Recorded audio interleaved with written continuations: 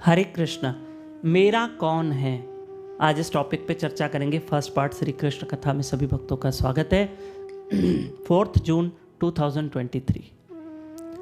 प्रिय बंधुओं, मेरा कौन है इस संसार में? आप कहोगे जी सभी तो मेरे हैं, मेरी माता है, मेरा पिता है, मेरा भाई है, मेरे रिश्तेदार हैं, मेरे चाचा है, मेरा नाना है, ये सब तो मेरे हैं।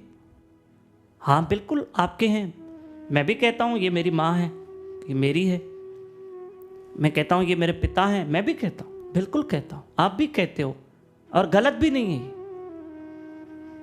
ठीक है, गलत भी नहीं है। ये मेरा भाई है, मैं भी कहता हूँ, आप भी कहते हो।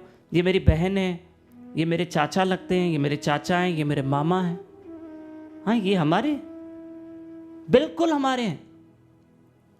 हाँ सुनो, लेकिन ध्यान से सुनना, मैं और मेरा आज का टॉपिक। और मेरा कौन है, वास्तव में मेरा कौन है। आज का टॉपिक ये है कि वास्तव में मेरा कौन है। सुनना, तो आप कहोगे ये सब, हाँ ये सब मेरे हैं, लेकिन थोड़े समय के। पति, ये मेरा पति है, आप बोल सकते हो, बिल्कुल आपका अधिकार है कि ये मेरा पति है। हम बोल सकते हैं कि ये मेरी पत्नी, अधिकार है। जो मेरी पत्नी है मैं उसके लिए बोलूंगा ना मेरी पत्नी है। जो मेरा पति है तो मैं उसके लिए बोलूंगी ना कि मेरा पति है। क्या हो जाता है कि ये सब मेरे होते हैं, ये सब हमारे होते हैं, हम भी किसी के कुछ लगते हैं, पर थोड़े समय तक ये सब संबंध चलते हैं 30, 40, 50, 60, 70, 80 वर्ष तक। ठीक है, ये सब रिश्ते चलते हैं।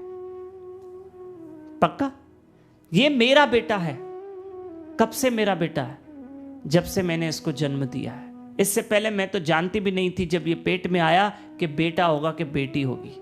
हाँ जब पैदा हुआ तब पता चला कि ये मेरा बेटा हुआ है, बेटा, और तब से कहने लगी ये मेरा बेटा है। और ये माँ और बेटे का रिश्ता चालू हुआ।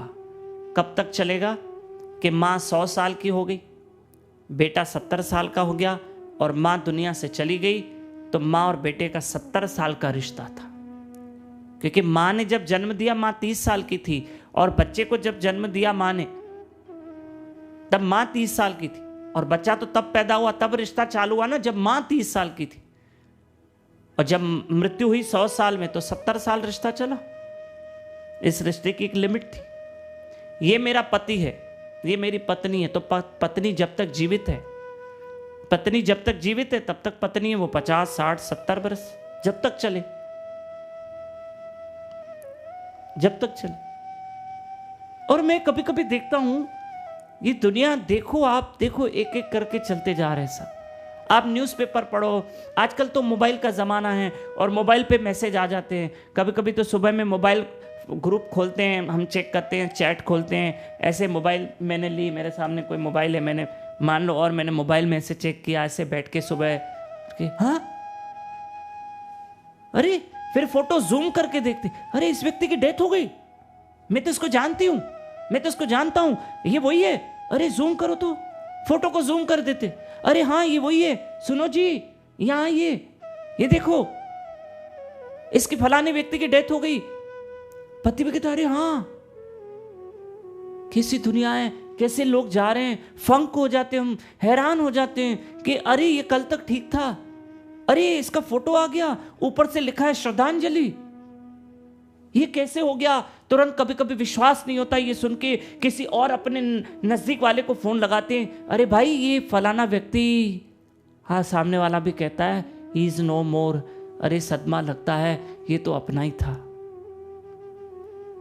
मैं वही तो कह रहा हूं, ये रिश्तों की लिमिट है।